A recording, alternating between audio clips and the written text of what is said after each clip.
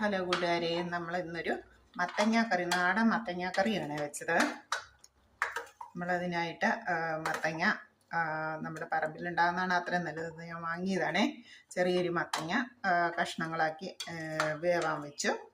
നമുക്കറിയാം, ചെറിയ ചെറിയ ചെറിയ കഷ്ണങ്ങളാക്കി കഴുകി ഉപ്പ് ഒഴിച്ച് നന്നായിട്ട് വേവാൻ വെച്ചു. അത് പെട്ടെന്ന് തന്നെ മത്തങ്ങ എന്ത് കിട്ടൂല. അപ്പം നമ്മൾ മത്തങ്ങയിൽ അധികം വെള്ളം ഒഴിക്കേണ്ട കാര്യമില്ല. അത് വെന്ത് വരുമ്പോഴത്തേക്കും മത്തങ്ങയിൽ ഓൾറെഡി കുറച്ച് വെള്ളം ഉണ്ടല്ലോ. നമ്മളൊരു കുറച്ച് വെള്ളം വെച്ചാൽ മതി. അപ്പം ഒരുപാട് മത്തങ്ങക്കറിക്ക് ഒരുപാട് ചാറായാൽ ഒരു സുഖം ഉണ്ടാവില്ല. അതുകൊണ്ട് ആ വെന്ത് വരാനുള്ള വെള്ളം മാത്രം നമ്മൾ ഒഴിച്ചാൽ മതി. അപ്പോൾ ഉപ്പിൽ കിടന്ന മത്തങ്ങ നന്നായിട്ട് വെന്ത് വന്നപ്പോഴത്തേക്കും നമ്മളിങ്ങനത്തെ ഒരു തവി വെച്ച് ആ മത്തങ്ങയുടെ കഷ്ണങ്ങൾ ഇങ്ങനെ അങ്ങ് ഉടച്ചു കൊടുക്കണം. അങ്ങനെ ഉടച്ചു കൊടുത്തു കഴിയുമ്പോഴത്തേക്കും ആ കഷ്ണങ്ങളെല്ലാം ഈ നമ്മൾ ഒഴിച്ച ആ വെള്ളത്തിലേക്ക് വെന്തൊരു കുഴമ്പ് പോലെ നമുക്ക് കിട്ടും. ആ സമയം നമ്മൾ അതിനാവശ്യത്തിനുള്ള തേങ്ങയും കാന്താരി മുളകാണ് അത്രയും നല്ലത് കേട്ടോ. എനിക്ക് കാന്താരി ഇല്ലാഞ്ഞു, അതുകൊണ്ട് ഞാൻ മുളക് പൊടിയാണ് ചേർത്ത്.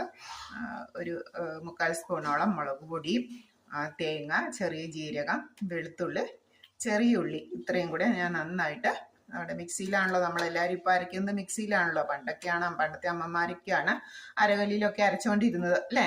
ഇത് ചെറുപ്പകാലത്തൊക്കെ അരകല്ലും ഉണ്ടായിരുന്നു, അതിൽ ഞാൻ അരച്ചിട്ടുണ്ട്.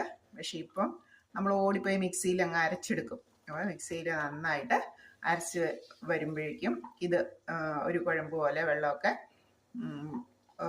പറ്റി അങ്ങനെ ഇരിക്കുക. അപ്പോഴത്തേക്കും നമ്മൾ തവി വെച്ച മത്തങ്ങ നന്നായിട്ടൊന്ന് ഉടച്ചു കൊടുക്കണം. അപ്പം അങ്ങനെ ഉടച്ചു കൊടുത്തതിന് ശേഷം ആ അരപ്പും കൂടെ ചേർത്ത് പതുക്കി ഒന്ന് തിളപ്പിച്ചെടുക്കുക. ഇതിപ്പോൾ നന്നായിട്ട് തിളച്ചിട്ടുണ്ട്. പിന്നെ തിളച്ച് വരുമ്പോഴത്തേക്കും അത്യാവശ്യം ചാറും ഉണ്ട്, ഒഴിച്ചും കൂട്ടാം. എന്നാൽ ഒരുപാട് ചാറും ഇല്ലാത്ത ഒരു പാകത്തിന് നമ്മൾ എടുക്കണം. മത്തങ്ങ തന്നെ വെക്കുമ്പോഴും ഒരുപാട് ചാറായാൽ ഒരു സുഖം ഉണ്ടാവില്ല. പിന്നെ ഇതുപോലെ തന്നെ ഇതിൻ്റെ ഒപ്പം ചേനയിട്ട് വയ്ക്കാം, പയറിട്ട് വയ്ക്കാം, മത്തങ്ങ പയറും വയ്ക്കാം, മത്തങ്ങ ചേനയും വയ്ക്കാം, അങ്ങനെ. അല്ലെങ്കിൽ മത്തങ്ങ തന്നെയും വയ്ക്കാം. ഞാനിപ്പോൾ മത്തങ്ങ തന്നെയാണ് വെച്ചത്. ഇങ്ങനെ ഇരിക്കുന്ന ഈ അവസരത്തിൽ നമ്മൾ ഇതിലേക്ക് ആവശ്യത്തിന് കടുവും കൂടെ താളിച്ചിട്ട് കഴിഞ്ഞാലുണ്ടല്ലോ സൂപ്പർ കറിയാണ്. പണ്ടുള്ള ആളുകൾക്കൊക്കെ മത്തങ്ങ കറി ഭയങ്കര ഇഷ്ടമാണ്. പിന്നെ നമ്മുടെ വയറിനും നല്ലതാണ്, ദഹനത്തിനും മറ്റു കാര്യങ്ങൾക്കൊക്കെ മത്തങ്ങ ഒരുപാട് ഔഷധ ഗുണമുണ്ട്. നമ്മൾ ഇടയ്ക്കിടയ്ക്ക് മത്തങ്ങ കഴിക്കുന്നതൊക്കെ നല്ലതാണ് നമ്മുടെ വയറിനും ദഹനത്തിനും ഒക്കെ.